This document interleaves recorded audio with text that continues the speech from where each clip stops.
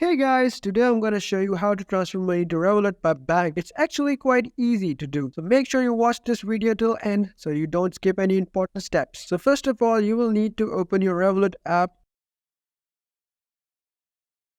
Moving on to the next step, here you have to click on Add Money option. Once you click on the Add Money option, now here you will be able to view the option to add your bank details. You can simply add your bank details and then select the amount that you want to add to Revolut account. After selecting your account, now click on the Done option. Here you will also need to select your currency type. Once you have added all the details, now click on Done option.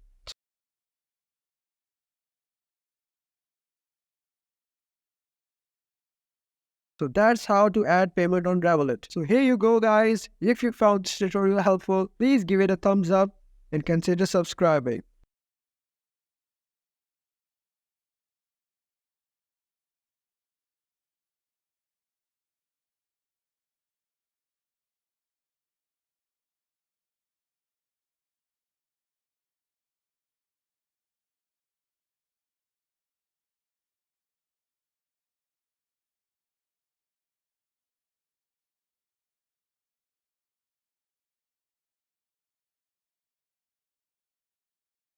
Thanks for watching.